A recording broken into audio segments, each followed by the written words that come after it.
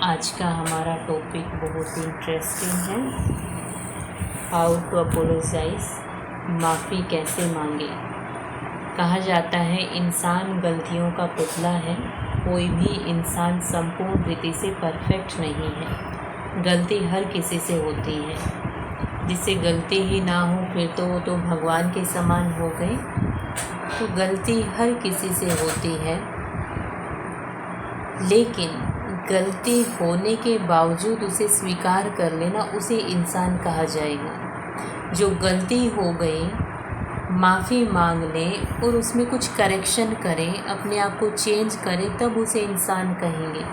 लेकिन कई आपने देखा होगा गलती पे गलती करते जाते हैं और रियलाइजेशन बिल्कुल उनको नहीं होती, या फिर वो सॉरी भी बोलते हैं तो उनका बोलने का तरीका भी बड़ा अजीब होता है।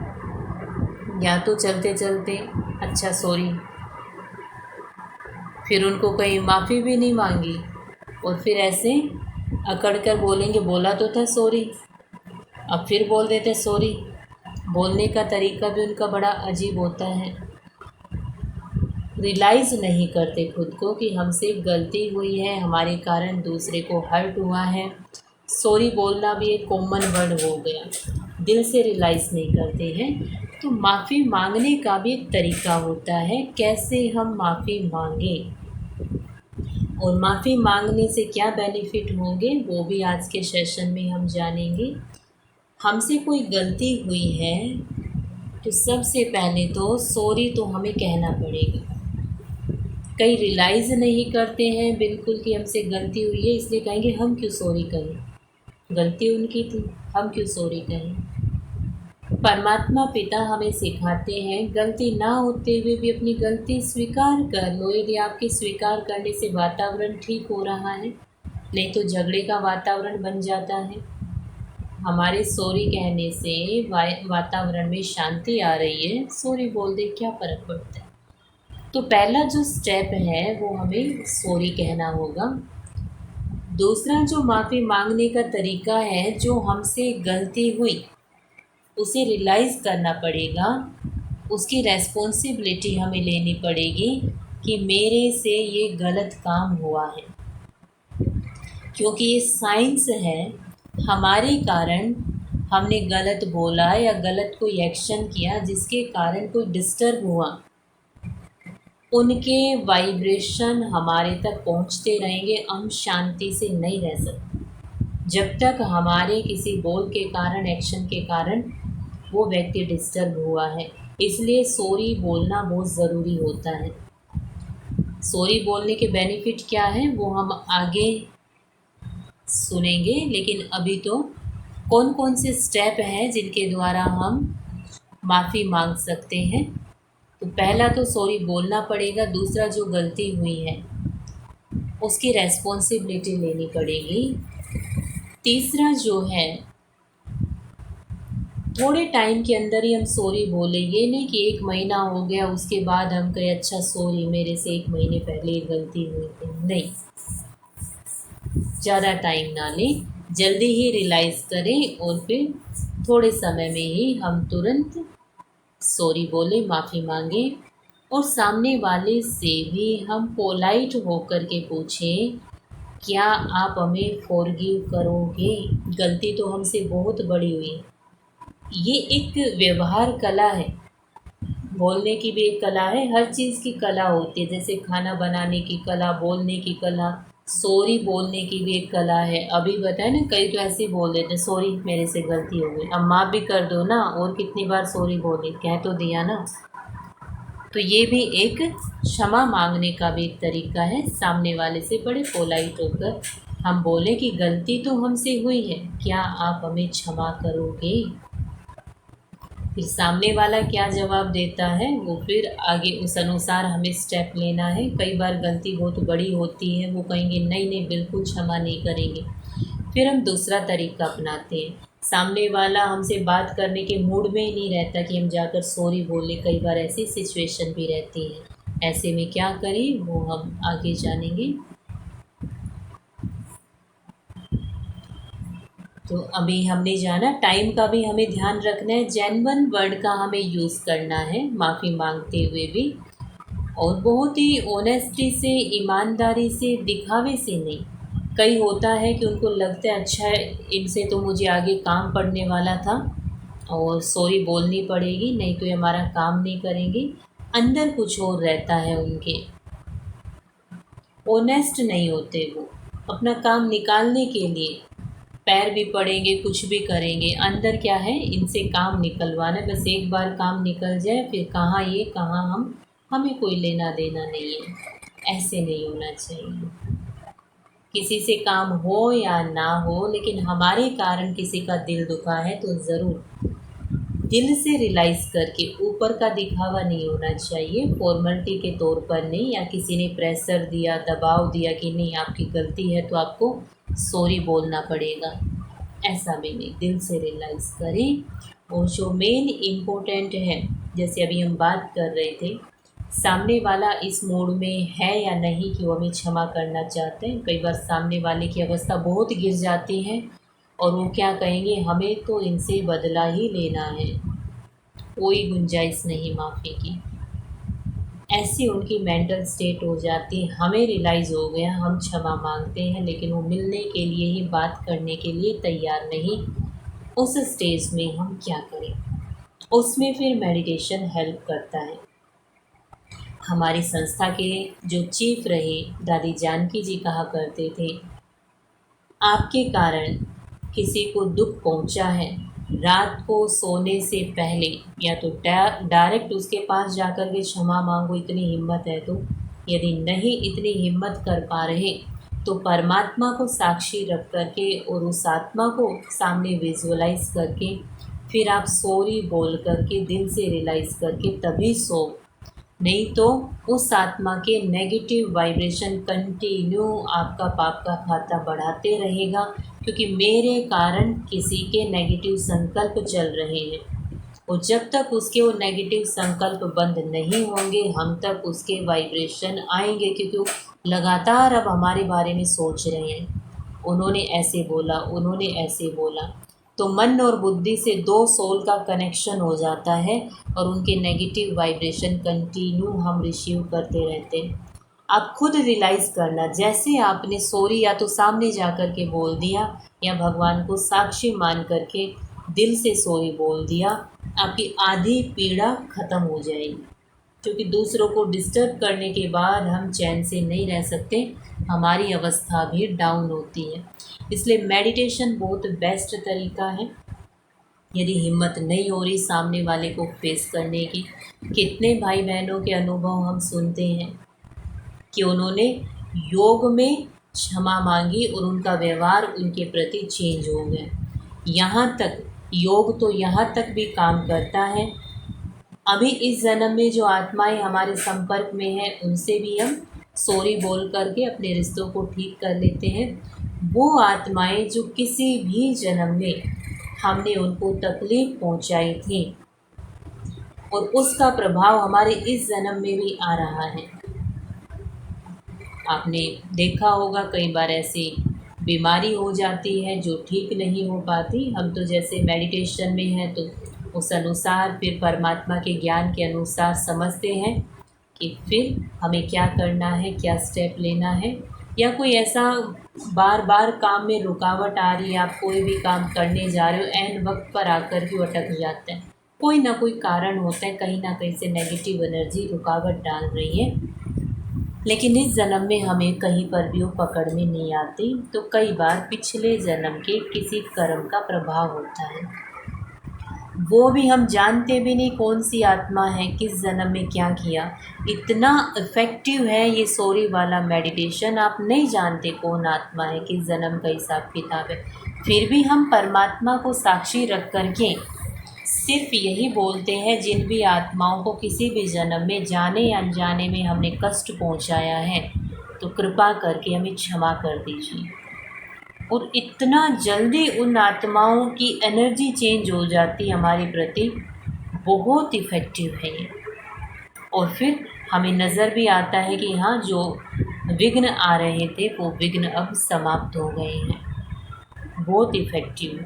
अभी भी आप यूज़ करके देख सकते हो। किसी भी आत्मा के साथ हमारे संबंध में यदि ऊपर नीचे हैं और आप अपनी रिलेशन ठीक करना चाहते हैं तो रोज़ ये क्षमा वाला मेडिटेशन आप करें, सॉरी बोलने वाला मेडिटेशन करें, तो एनर्जी उनकी हमारे प्रति पॉजिटिव होने लगेगी। बहुत ज़्यादा इफ़ेक्टिव है ये, बहुत जल्दी इसका रिज़ल्ट दिखाई देता है। तो इसलिए मेडिटेशन में भी हम सॉरी बोल करके चेंज कर सकते हैं उनके व्यवहार को। बेनिफिट ऑफ अपोलोजाइज, यह संघर्षों के नकारात्मक प्रभाव को काफ़ी हद तक कम कर सकता है। जो आपस में कोई भी मिस्टेक हुई उसके कारण संबंधों में चेंज आ जाता है, एक दूसरे के प्रति नेगेटिव सोच चलने लगती है, जैसे सॉरी बोलते हैं और रियलाइज़ कर लेते हैं, सामने वाला भी कहेगा अच्छा ठीक है आगे से ध्यान रखना। तो उनके जो नेगेटिव सोच चल रहे थे वो स्टॉप हो जाता है सॉरी बोलने से। जिस भी व्यक्ति की भावना को ठेस पहुंची है हमारी वजह से, फिर उसकी भावना ठीक हो जाती है, पॉजिटिव हो जाती है। सॉरी बोलने से पास्ट में जो भी हुआ था उसको फिर लोगों के लिए भूलना इजी हो जाता है।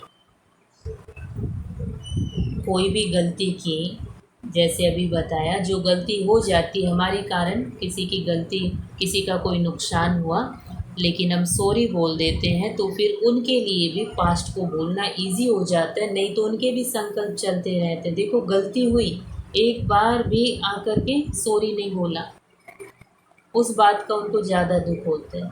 बच्चा कोई गलती कर देता है और वो आकर के माँ बाप के सामने सॉरी बोल देता है दिल से, और कहता है आगे से हम ऐसी गलती नहीं करेंगे, और अपनी इस गलती की भरपाई करने के लिए भी वो कोई एक्शन उठाने के लिए तैयार है कि मेरे से एक गलती हुई, अब मुझे ये कोई अच्छा एक्शन करना है, ये भी कमिटमेंट कर देते हैं, तो भी फिर उस पुरानी गलती को भुलाया जा सकता है।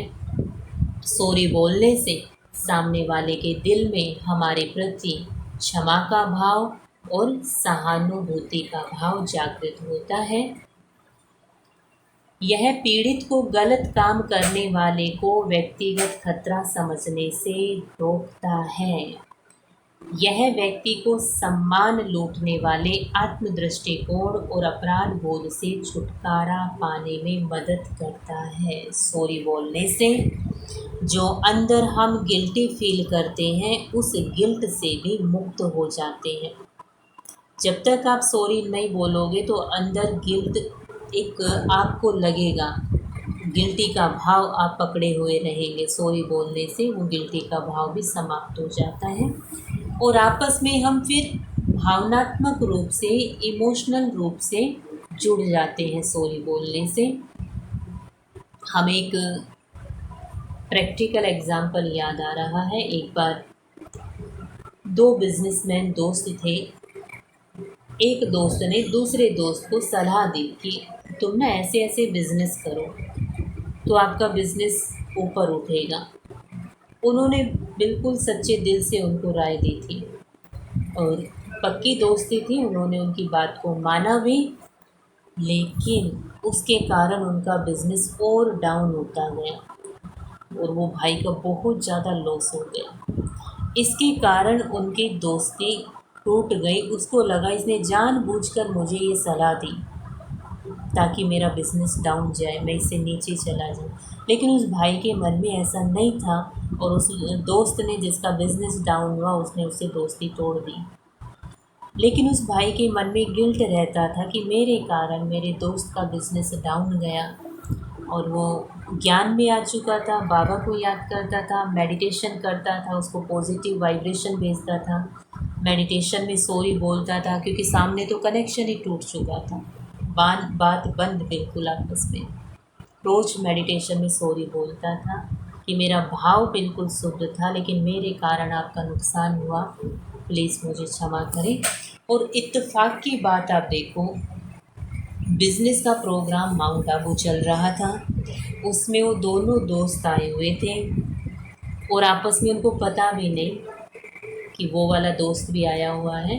तो ऐसे ही कोई इसी प्रकार के टॉपिक पर कोई क्लास चल रही थी, तो फिर वो बिज़नेस वाले भाई ने जिसने सलाह दी थी उसने खड़े होकर क्वेश्चन किया कि मेरे से ना ये गलती हो गई, मेरा बहुत अच्छा दोस्त था और मैंने सच्चे दिल से उसे सलाह दी थी, लेकिन उसका बिज़नेस में लॉस हो गया मेरी उस सलाह के कारण।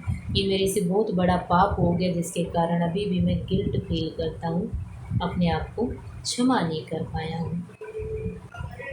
क्या करूँ, मेरा दोस्त वापस लौट कर के आ जाए, उसकी मुझे बहुत याद आती है। जैसे उसने भरी सभा में ये कहा, वहीं पर उसका दोस्त था और वो भी खड़ा हो गया, जाके उसके गले लगा, कहा मुझे माफ़ कर देना, मुझे लगा मैं समझता था तूने जानबूझकर मुझे सलाह दी। और दोनों भरी सभा में रोते हुए एक दूसरे के गले लगे। तो जो एक दूसरे के प्रति इमोशंस ख़राब हो जाते हैं सॉरी बोलने से, क्योंकि वो रोज़ मेडिटेशन में सॉरी बोल रहा था, उसी कारण परमात्मा ने ये सीन उनके जीवन में लाया कि इस प्रकार से सामने वाले के मन में जो गलत फहमी इसके प्रति बैठ गई है वो ख़त्म हो जाएगी और एक दूसरे के प्रति उनकी भावनाएं फिर से ठीक हो गई।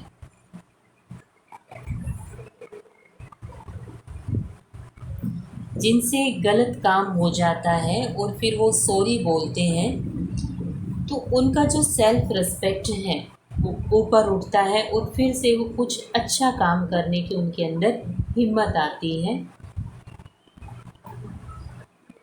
यह सॉरी बोलने से हमें दोबारा गलती करने से रोकता है।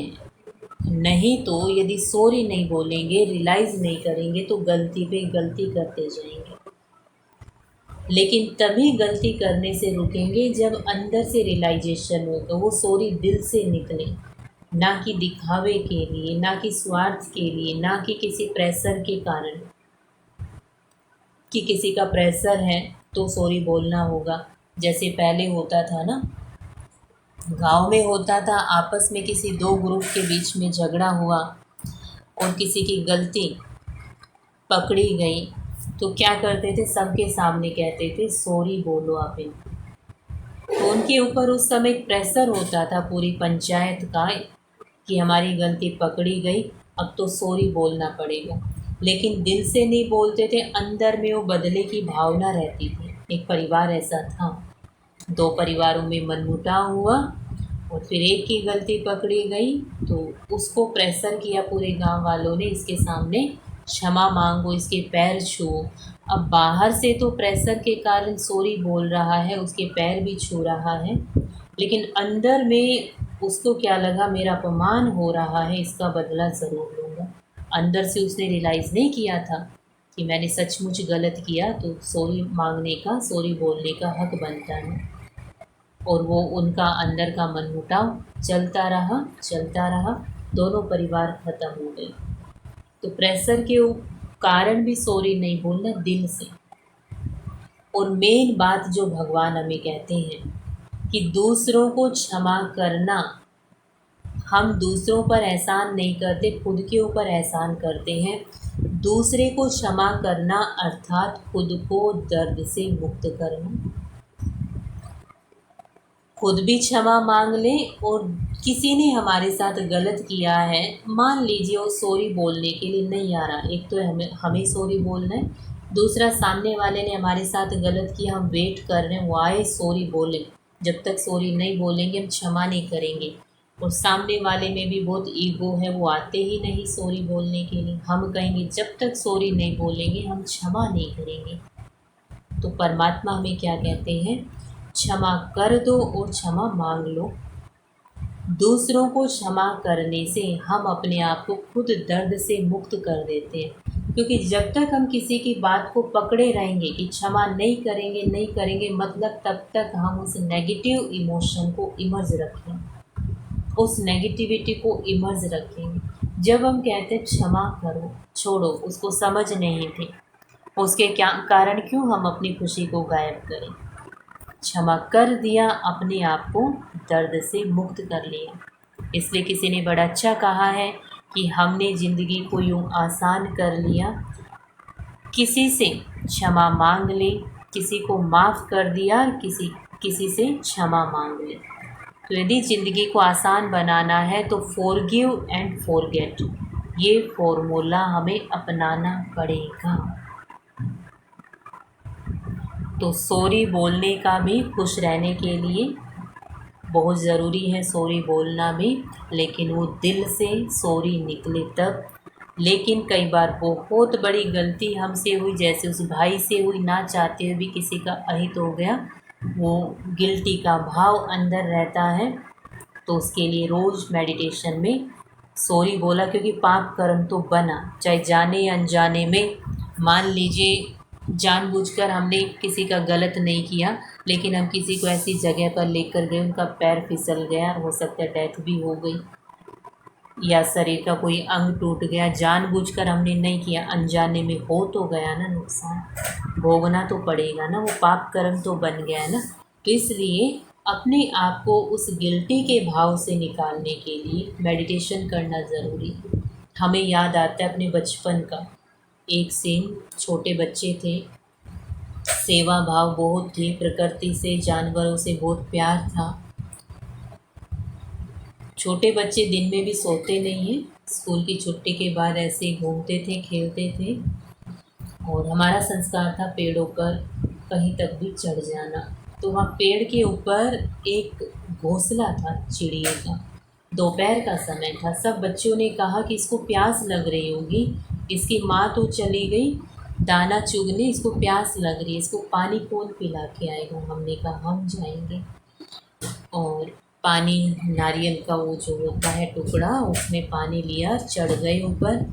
छोटा बच्चा था, पंख भी उसके नहीं खुले थे, और जैसे ही देखा हमें तो डर गया, फड़फड़ाया तो नीचे गिर गया, और नीचे डॉग खड़ा था, तुरंत उसने खा लिया उसको। अब इतना गिल्ट फील हुआ, इतना दुख महसूस हुआ, छोटे बच्चे थे उस समय, ज़्यादा बड़े भी नहीं थे, ना खाना अच्छा लगे, ना नींद आई ठीक से, कुछ भी अच्छा ना लगे, ना खेलने का मन करे, पाप हो गया, पाप हो गया, बस ये तो ज़रूर डर था, पाप हो गया, भगवान सज़ा देगा। और उसी पेड़ के आसपास घूमते थे, उसकी जो माँ बेचारी आई दाना लेकर, ज़ोर ज़ोर से चिल्ला रही थी, तो और हमें दर्द होता था। जानबूझकर नहीं किया, अंदर तो प्योर इंटेंशन था, उसको पानी पिलाने गए थे, लेकिन अनजाने में हुआ। उस समय तो मेडिटेशन करना भी नहीं आता था, कैसे भगवान से क्षमा मांगी इस पाप कर्म की, ये भी नहीं आता था। कई दिनों तक इस दर्द में रहे, छोटे बच्चे थे तब, कि पाप हो गया, पाप हो गया। कई दिनों के बाद जा कर के अंदर से नॉर्मल हुए। आज भी वो दृश्य हमें याद आता है कि जाने में नहीं, लेकिन अनजाने में ये पाप कर्म हुआ है। तो उसके लिए कुछ याद है, कुछ याद नहीं भी है, तो भी हम मेडिटेशन में बाबा को, परमात्मा को साक्षी रख कर के, प्रकृति के 5 तत्वों को, किसी भी जीव जंतुओं को या किसी भी व्यक्ति को हमने दुख पहुंचाया जाने या अनजाने में, तो क्षमा मांगते हैं। ज़रूरी है ये मांगना, इससे जो पापों का बोझा है ना बहुत हल्का हो जाएगा। तो सबसे बेस्ट मेथड मेडिटेशन, वो आज भी हम करेंगे, कैसे क्षमा मांगनी है। बाकी किसी का कोई क्वेश्चन है इस बारे में, इस सेशन से रिलेटेड, तो आप पूछ सकते हैं।